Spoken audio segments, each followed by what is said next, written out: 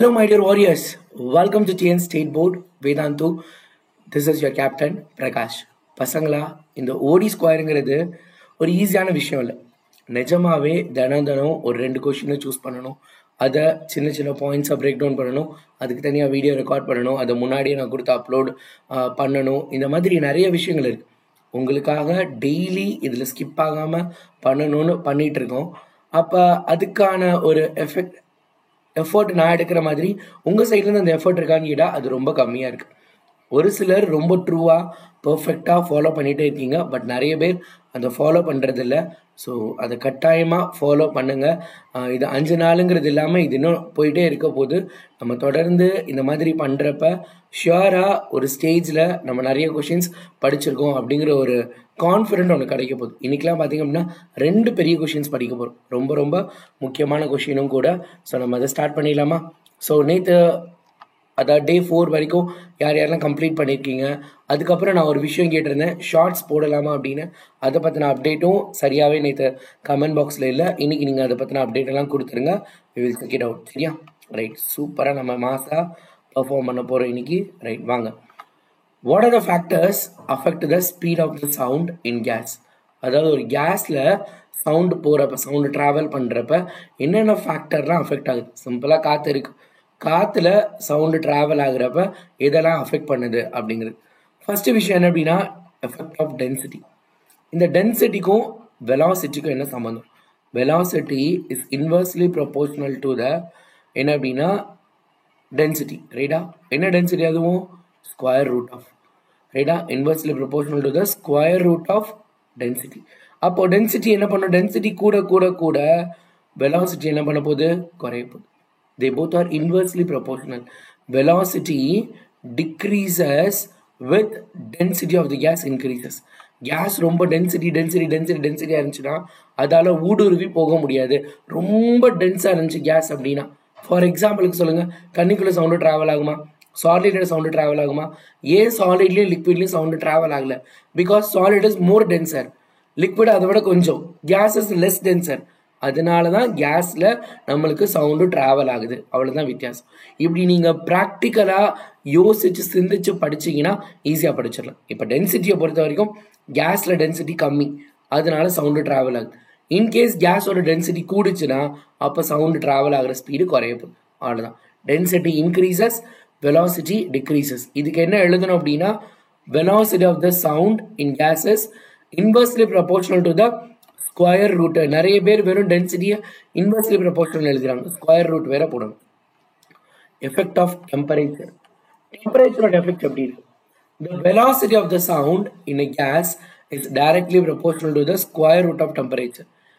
டென்சிட்டியை பொறுத்த வரைக்கும் பார்த்தோம் அப்படின்னா velocity is inversely proportional to 1/d. ரைட்டா? இங்க velocity என்ன அப்படின்னா directly proportional to the square root of temperature. ரைட்டா? அப்போ velocity of the sound directly proportional to square root of temperature. Temperature கூட கூட கூட வெலாசிட்டி என்ன பண்ண போகுது? இன்க்ரீஸ் ஆகுது.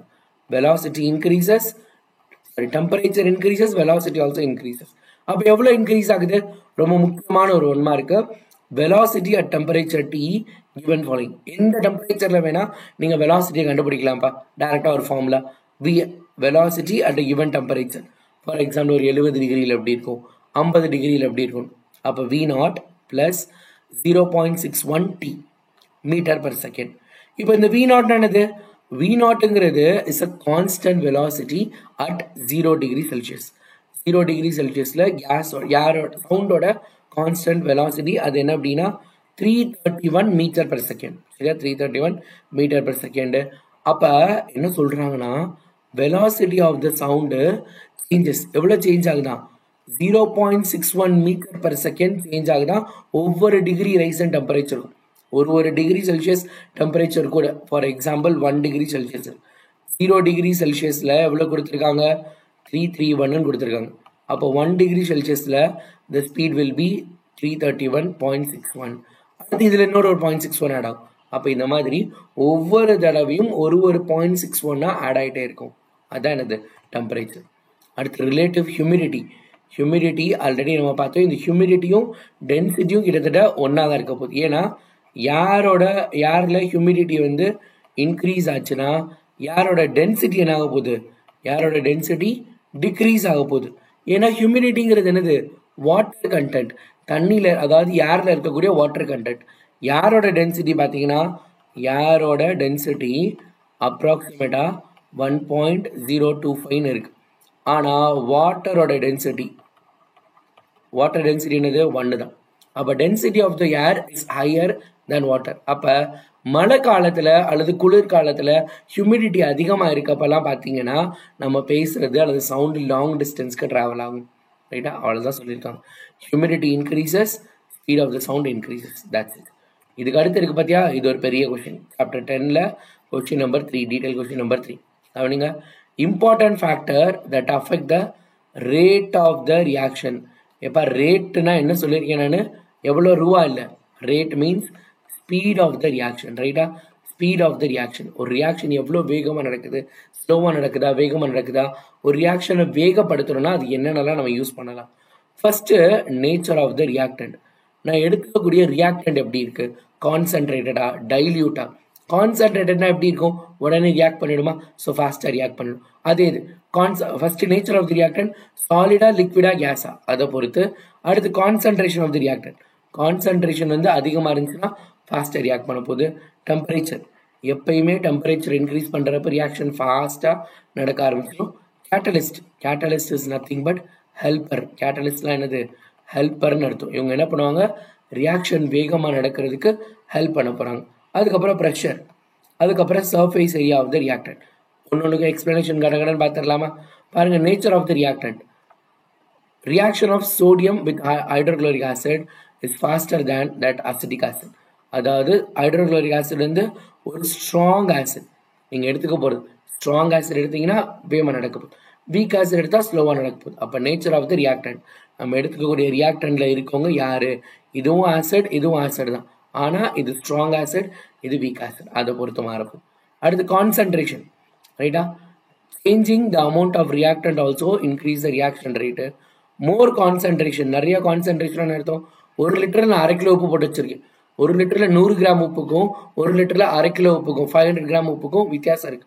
அப்போ 1 லிட்டரில் நான் வந்து 100 கிராம் சால்ட் போடுறப்ப கான்சன்ட்ரேஷன் கம்மி.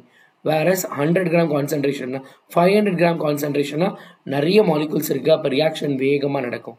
அவ்வளோதான். பாருங்க, zinc faster with 2 mole hydrochloric acid. 2 mole hydrochloric acid இருந்துச்சுன்னா ஃபாஸ்ட்டாகவும் 1 மோலில் ஸ்லோவராகவும் நடக்குது. அடுத்து temperature. Most of the reaction go pastor at higher temperature. எப்பயுமே டெம்பரேச்சர் இன்க்ரீஸ் பண்ணோன்னா ரியாக்ஷன் ஃபாஸ்ட்டாக நடக்க போகுது. ஏன்னா ஃபார் எக்ஸாம்பிள் HCl ஹீட் பண்ணுறோன்னு வச்சுக்கோங்களேன். HCl ஹெச்சுக்கும் சிஎலுக்கு நடுவில் இருக்க பாண்டை பிரேக் பண்ணணும். நான் ஹீட் பண்ணுறப்ப இவங்க 2 பேருக்கு நடுவில் பாண்டு சீக்கிரமாக உடஞ்சிருது ஹை டெம்பரேச்சரில். So whenever we increase the temperature the bond breaks easily. அவ்வளோதான், பிரேக் மோர் பாண்ட். ரைட்டாக, provide energy to break more bond. அதுதான் இதுக்கு காரணம். சரியா. அடுத்து ப்ரெஷர்.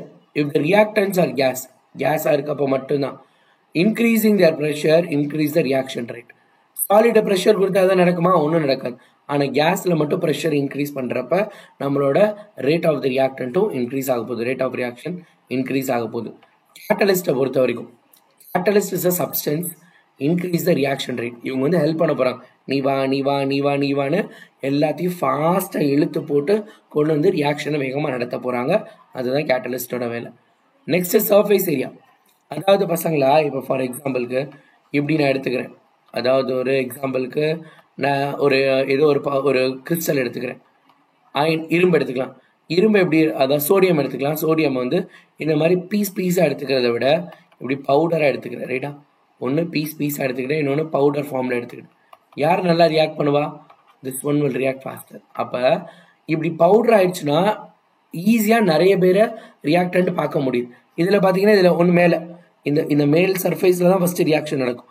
அங்கே முடிஞ்சதுக்கப்புறம் தான் அடுத்த சர்ஃபேஸ் போகும். அங்கே முடிஞ்சதுக்கப்புறம் தான் அடுத்த சர்ஃபேஸ். அப்படி இருக்கப்ப ஒன்லி சர்ஃபேஸ் ஏரியாவை பொறுத்தும் மாறப்போகுது. அப்போ சர்ஃபேஸ் ஏரியா நிறையா இருந்தால் ரியாக்ஷன் ரேட்டும் அதிகமாக போகுது அப்படிங்கிறத அர்த்தம்.